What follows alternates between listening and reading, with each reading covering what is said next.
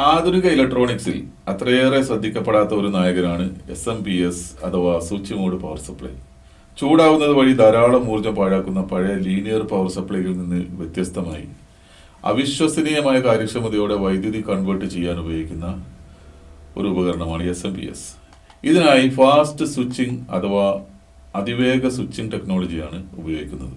Power ഒരു water tap പോലെ സങ്കല്പിക്കുകയാണെങ്കിൽ വെള്ളം നിരന്തരം ഒഴുകാൻ അനുവദിക്കുകയും അതോടൊപ്പം ആ ഒഴുക്ക് നിയന്ത്രിക്കാൻ ശ്രമിക്കുകയും ചെയ്യുന്ന ഒരു ലീനിയർ സംവിധാനത്തിന് പകരം നിങ്ങൾക്ക് ആവശ്യമുള്ള വെള്ളം കൃത്യമായി ലഭിക്കുന്നതിന് വളരെ വേഗത്തിൽ ടാപ്പ് അടക്കുകയും തുറക്കുകയും ചെയ്യുന്ന ഒരു രീതിയാണ് SMS ഉപയോഗിക്കുന്നത്. ഘട്ടം ഘട്ടമായുള്ള ഈ പ്രക്രിയ മിക്ക SMS യൂണിറ്റുകളും 4 സ്റ്റേജ് പ്രവർത്തന തത്വം പിന്തുടരുകയാണ് ചെയ്യുന്നത്. ഒന്നാമത്തെ സ്റ്റേജായി ഇൻപുട്ട് റെക്ടിഫിക്കേഷൻ ആൻഡ് ഫിൽറ്ററിംഗ്. ആദ്യം നിങ്ങളുടെ വാൾ ഔട്ട്ലെറ്റിൽ നിന്നുള്ള ഉയർന്ന വോൾട്ടേജ് AC ഒരു ബ്രിഡ്ജ് റെക്ടിഫയർ വഴി ഉയർന്ന വോൾട്ടേജിലുള്ള ഹൈ വോൾട്ടേജ് DC ആയി മാറ്റുന്നു.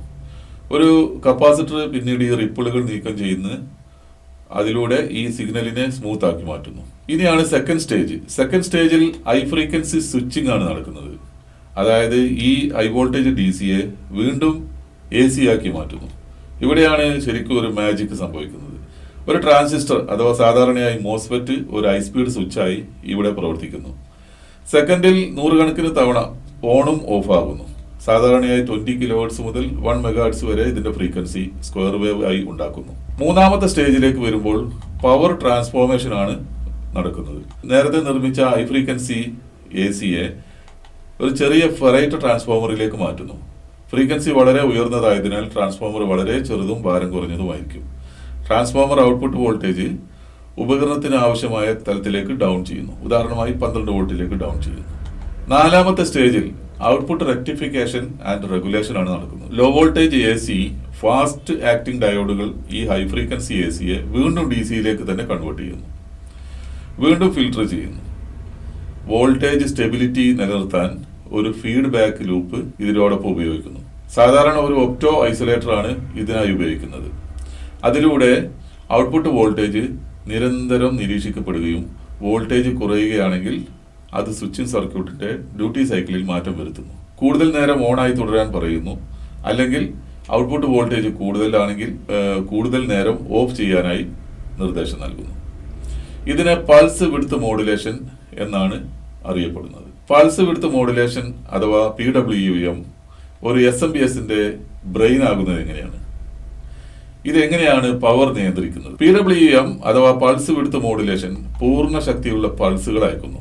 ഡ്യൂട്ടി സൈക്കിൾ മാറ്റുന്നതിലൂടെ, ഇതിനെ ഡ്യൂട്ടി സൈക്കിൾ എന്നാണ് പറയുന്നത്. ഈ ഡ്യൂട്ടി സൈക്കിൾ മാറ്റുന്നതിലൂടെ സ്വിച്ച് ഓണും ഓഫുമായ സമയത്തിന്റെ അനുപാതം നോക്കി ഔട്ട്പുട്ടിലേക്ക് നൽകുന്ന ശരാശരി വോൾട്ടേജ് SMS നിയന്ത്രിക്കുന്നു. ഔട്ട്പുട്ടിൽ കൂടുതൽ പവർ ആവശ്യമുള്ളപ്പോൾ ഡ്യൂട്ടി സൈക്കിളിന്റെ ഭൂരിഭാഗവും സ്വിച്ച് ഓൺ ആയി തുടരും. ഉദാഹരണം 90% ഓൺ 10% ഓഫ്. ഔട്ട്പുട്ടിൽ കുറഞ്ഞ ഡിമാൻഡ് ആണെങ്കിൽ സൈക്കിളിന്റെ ഒരു ഭാഗം മാത്രമേ സ്വിച്ച് ഓൺ ആയി തുടരുകയുള്ളൂ. ഉദാഹരണം 10% ഓൺ 90% ഓഫ്. ഇതിനായി ആദ്യം ഒരു സെൻസിംഗ് സർക്യൂട്ട് വോൾട്ടേജ് നിരീക്ഷിക്കുന്നു.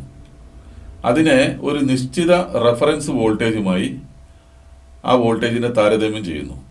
അതിന്റെ അടിസ്ഥാനത്തിൽ ഔട്ട്പുട്ട് കുറവാണെങ്കിൽ ഇത് ഒരു പക്ഷേ ഒരു വലിയ ലോഡ് ഉള്ളതിനാലാകാം ആ സമയം കൂടുതൽ പവർ നൽകുന്നതിനായി PWM കൺട്രോളർ പൾസുകളെ കൂടുതൽ വൈഡാക്കുന്നു. ഔട്ട്പുട്ടിനെ കുറിച്ചുള്ള വിവരം പലപ്പോഴും ഒരു ഒപ്റ്റോ ഐസൊലേറ്ററിലൂടെയാണ് അയക്കപ്പെടുന്നത്. ഹൈ വോൾട്ടേജ് വശം ഒരിക്കലും ലോ വോൾട്ടേജ് വശത്ത് സ്പർശിക്കാത്ത വിധം ലൈറ്റ് ഉപയോഗിച്ച് സിഗ്നൽ കൈമാറുന്ന ഒരു സംവിധാനമാണ് ഒപ്റ്റോ കപ്ലർ. ഇത് എന്തുകൊണ്ട് ലീനിയറിനേക്കാൾ മികച്ചതാണ് എന്ന് നോക്കാം. ഒരു ലീനിയർ റെഗുലേറ്ററിൽ ഏത് അധിക വോൾട്ടേജും താപമായി ബേൺ ചെയ്യപ്പെടുന്നു. നിങ്ങൾക്ക് 12 വോൾട്ട് സോഴ്സ് ഉണ്ടെങ്കിലും 5 വോൾട്ട് മാത്രമേ ആവശ്യമുള്ളൂവെങ്കിൽ ഒരു ലീനിയർ റെഗുലേറ്റർ 7 വോൾട്ട് താപമായി പാഴാക്കുന്നു. SMS-ൽ ഇങ്ങനെ താപത്തിലൂടെയുള്ള ഊർജ്ജ നഷ്ടം കാര്യമായി സംഭവിക്കുന്നില്ല. അതുകൊണ്ടാണ് നിങ്ങളുടെ ഫോൺ ചാർജർ ചെറുതാകാനും ലീനിയർ പോലെ കൈ പൊള്ളുന്ന ചൂടിന് പകരം വളരെ ചെറുതായി ചൂടാകാനും കാരണമാകും. ഈ ചിത്രം നോക്കുക. 50% ഡ്യൂട്ടി സൈക്കിൾ എന്ന് വെച്ചാൽ 50% ഓൺ 50% ഓഫ്. രണ്ടാമത്തെ ചിത്രം 75% ഡ്യൂട്ടി സൈക്കിൾ, 75% ഓൺ 25% ഓഫ്. ഇനി 25% ഡ്യൂട്ടി സൈക്കിൾ നോക്കൂ. 25% ഓൺ ആൻഡ് 75% ഓഫ്. ഇങ്ങനെ എത്ര സമയം ഓൺ ആകുന്നു, എത്ര സമയം ഓഫ് ആകുന്നു എന്നതിനനുസരിച്ച് SMPSന്റെ ഔട്ട്പുട്ട് വോൾട്ടേജ് കൺട്രോൾ ചെയ്യപ്പെടും. ഇതൊരു ലീനിയർ പവർ സപ്ലൈയുടെ ഡയഗ്രമാണ്. ഈ ലീനിയർ പവർ സപ്ലൈ പ്രവർത്തിക്കുന്നത് എങ്ങനെയെന്ന് നോക്കാം. ആദ്യം തന്നെ ഇൻപുട്ട് AC വാൾ ഔട്ട്ലെറ്റിൽ നിന്ന് സ്റ്റെപ്പ് ഡൗൺ ട്രാൻസ്ഫോമറിലേക്ക് നൽകുന്നു. സ്റ്റെപ്പ് ഡൗൺ ട്രാൻസ്ഫോമറിന്റെ ഔട്ട്പുട്ട് AC ഡൗൺ ചെയ്ത് 12 വോൾട്ട് ഓർ 16 വോൾട്ടിലേക്ക് ഡൗൺ കൺവേർട്ട് ചെയ്ത് റെക്ടിഫയർ, ബ്രിഡ്ജ് റെക്ടിഫയറിലേക്ക് പോകുന്നു. ബ്രിഡ്ജ് റെക്ടിഫയറിന് ശേഷം ഫിൽട്ടർ സർക്യൂട്ട്, പിന്നെ ആ വോൾട്ടേജിനെ നമ്മൾ റെഗുലേറ്റർ ഉപയോഗിച്ച് റെഗുലേറ്റ് ചെയ്യുന്നു. ഓരോ സ്റ്റേജിലും AC സൈക്കിളിൽ ഉണ്ടാകുന്ന മാറ്റം താഴെ കാണാം. ആദ്യമേ ഹൈ വോൾട്ടേജ് ഇൻപുട്ട് വരുന്നു, ട്രാൻസ്ഫോമർ അത് ലോ വോൾട്ടേജിലേക്ക് AC ഡൗൺ കൺവേർട്ട് ചെയ്യുന്നു. പിന്നെ റെക്ടിഫയർ വഴി അത് പൾസേറ്റിംഗ് DC ആക്കി മാറ്റുന്നു. ഫിൽട്ടർ അത് ഫിൽറ്റേർഡ് DC ആക്കി മാറ്റുന്നു. പിന്നെ അത് റെഗുലേറ്റഡ് DC ഔട്ട്പുട്ട് ആക്കി മാറ്റുന്നു. AC ഇൻപുട്ട് നേരെ ഒരു ബ്രിഡ്ജ് റെക്ടിഫയറിലേക്ക് നൽകുന്നു. ബ്രിഡ്ജ് റെക്ടിഫയർ ഇത് ഈ ഹൈ വോൾട്ടേജ് ACയെ DC ആക്കി മാറ്റുന്നു. ഈ high voltage DC unfiltered DC ഒരു ഫിൽറ്റർ സർക്യൂട്ട് വഴി കടന്നു പോകുന്നു. High voltage filtered DC high frequency സ്വിച്ചിലേക്ക് കടത്തിവിടുന്നു. സ്വിച്ചിലേക്ക് എത്തുമ്പോൾ ഈ ഹൈ വോൾട്ടേജ് DC വീണ്ടും AC ആയി മാറുന്നു. ഹൈ ഫ്രീക്വൻസി ഹൈ വോൾട്ടേജ് ACയെ ഒരു ഫെറൈറ്റ് ട്രാൻസ്ഫോമർ അഥവാ ഫ്ലൈബാക്ക് ട്രാൻസ്ഫോമറിലേക്ക് കടത്തിവിട്ട് സ്റ്റെപ്പ് ഡൗൺ ചെയ്യുന്നു. സ്റ്റെപ്പ് ഡൗൺ ചെയ്യുമ്പോൾ അത് almost 12 volt high frequency low voltage AC ആയി മാറുന്നു. ഈ ഹൈ ഫ്രീക്വൻസി ലോ വോൾട്ടേജ് ACയെ വീണ്ടും ഒരു റെക്ടിഫയർ ഉപയോഗിച്ച് DCയിലേക്ക് ലോ വോൾട്ടേജ് അൺഫിൽറ്റേർഡ് DC ആക്കി വീണ്ടും മാറ്റുന്നു. അൺഫിൽറ്റേർഡ് DCയെ വീണ്ടും ഫിൽറ്റർ സർക്യൂട്ട് വഴി കടത്തിവിട്ട് ഒരു ലോ വോൾട്ടേജ് ഫിൽറ്റേർഡ് DC ആക്കി മാറ്റുന്നു. ഇതാണ് നമ്മൾ ഉപയോഗിക്കുന്ന DC ഔട്ട്പുട്ട്. ഈ DC ഔട്ട്പുട്ടിലെ ഒരു പോർഷൻ, ഒരു സെൻസ് വോൾട്ടേജ് ഒരു feedback opto coupler opto isolator വഴി PWM കൺട്രോൾ സർക്യൂട്ടിലേക്ക് ഫീഡ്ബാക്കായി നൽകുന്നു. ഈ PWM കൺട്രോൾ സർക്യൂട്ടാണ് ഇതിന്റെ ഈ SMPSന്റെ ഡ്യൂട്ടി സൈക്കിൾ, ഈ ഹൈ ഫ്രീക്വൻസി സ്വിച്ചിങ്ങിന്റെ ഡ്യൂട്ടി സൈക്കിൾ തീരുമാനിക്കുന്നത്. അപ്പോൾ ഈ ഓപ്റ്റോ ഐസൊലേറ്റർ വഴി വരുന്ന ഫീഡ്ബാക്കിനനുസരിച്ച് ഈ PWM കൺട്രോൾ ഇതിന്റെ പൾസ് ജനറേറ്റർ ഓസിലേറ്ററിന്റെ പൾസ് വിഡ്ത്ത് തീരുമാനിക്കുന്നത് അഥവാ ഡ്യൂട്ടി സൈക്കിൾ തീരുമാനിക്കുന്നത് ഈ PWM കൺട്രോളിലേക്ക് വരുന്ന ഫീഡ്ബാക്ക് ഇൻപുട്ട് അനുസരിച്ചായിരിക്കും.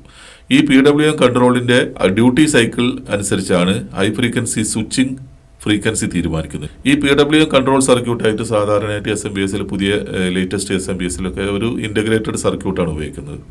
ഈ ഇൻ്റഗ്രേറ്റഡ് സർക്യൂട്ടിൽ error detector, current sensor, reference current, അങ്ങനെ കുറേ ഭാഗങ്ങളുണ്ട്.